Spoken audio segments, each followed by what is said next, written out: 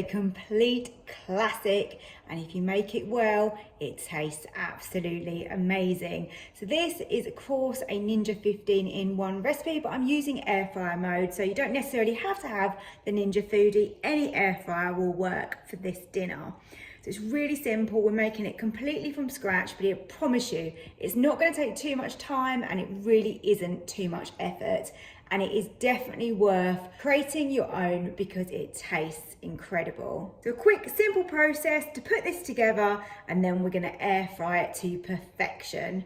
Serve that up with some nice veg and potatoes this evening. If you like the sound of it, then remember to hit the like button because it helps my channel a lot. Subscribe if you're new here as well, and let's go and start cooking. The first thing I do when I'm making chicken Kievs is get some room temperature butter and mush that down.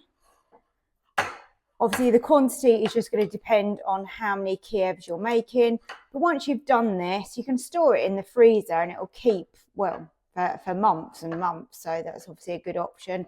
And you've always got it. You can always add it to vegetables, or you know, another Kiev or some potatoes, so lots of options with it.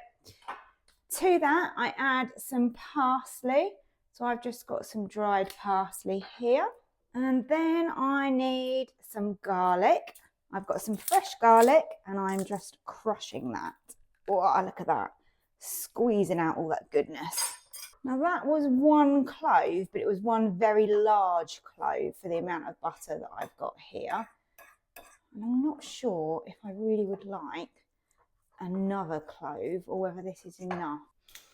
At the end of the day, we want it to actually taste like garlic in the chicken Kiev. It's no good if it's a bit mild and you can hardly tell that it's meant to be a garlic butter. And now all I do is get some cling film and get my butter onto the cling film. Okay, so I'm just going to flatten that down. Something like that will do the job. Let's just fold that over and over again. Tidy up the ends, and I'm going to now put that in the freezer. You want to give that a minimum of a couple of hours, and we want that nice and solid. So I'm just setting up now to create the chicken Kievs. It's really simple. I've got a bowl here and that's got flour in that, and I've put some salt and pepper in there. You can add some paprika, whatever you like. Just add a little bit of seasoning to the flour, and that's going to go straight onto the chicken. I've got one egg, so let's crack that into the bowl, and then we'll just give that a little whisk up, and that's like our glue, and that's going to allow the breadcrumbs to stick. Breadcrumbs that I have chosen are some panko breadcrumbs. These are the blue dragon ones, just that's what they had in the shop. Any panko ones are great. If you can't get hold of panko, then of course you can use other alternative breadcrumbs. The panko breadcrumbs though, look, they are super crispy. Look at those. And they're quite chunky rather than being fine. And they're really good.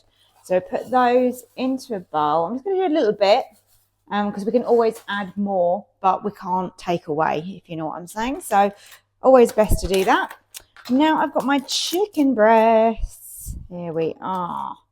Now I like to just trim off these little nasty bits. So I'll be back when I've done that. Now there's different ways that you can do your chicken Kievs. Some people butterfly them, open them right out and then put it in. But I actually find the best way is to go with your thick end and get your knife. Probably need a thinner knife actually. Let me just change my knife. That one's better. So we just get our thin knife and we just insert it in, and we're just creating a pocket inside the chicken like this. Just got the garlic butter out of the freezer, and what I want to do is cut off, if I can do it. Yes, it's not too bad. A long strip of garlic butter. And we're going to try and insert this into the chicken. Might be a little bit on the big side. Might just have to trim a little bit of that off. There you go. That is going in. Can you see that? Perfect. Look at that. So we've now got that garlic butter under the skin. It has come up a little bit there, But obviously the bigger the chicken breast, the easier it is to do this. The other thing that you can do is grab a little bit of the chicken off of the end and just use that as like a little stopper and just stuff the end. So the bit we've cut open has now sort of been sealed. So that is how we want to do it. And now I'm going to go on to the second one. Both chicken breasts have the nice garlic butter inside. So now we're just going to flour the outside. And by flouring it, it's going to help the egg to stick. And as I said, the egg is like our glue. So just make sure you get every little piece open up, especially that end, and especially the bits where it might be slightly open. Now we can get these in the egg. I just like to drip and drain any excess, and then we can go into those breadcrumbs like this. Look at that. That has got a gorgeous crispy coating. There are both chicken Kievs ready to go, and we are going to put them in the air fryer. Right, so let's lower the chicken Kievs into the air fryer basket. Some of the breadcrumbs will come loose, but hopefully not too much. And let's hope that as much as that garlic butter as possible stays in there. We can only pray and hope. I think we've done all we can, really. Now I'm going to put some spray oil onto these because this is going to help them crispen up. I'm going to air fry these on 200 for 20 minutes.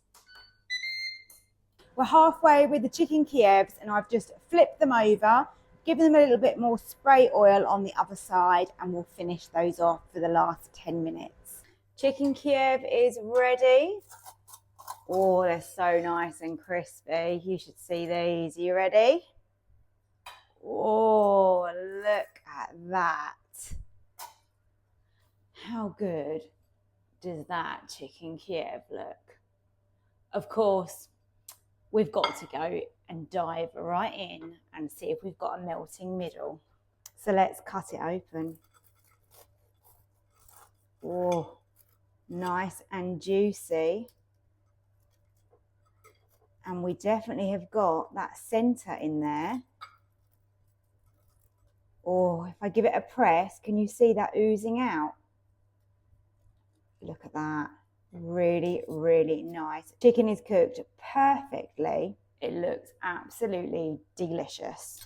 I've had a quick check with my thermometer just to make sure the chicken has reached the right temperature, which it has. So pleased with those.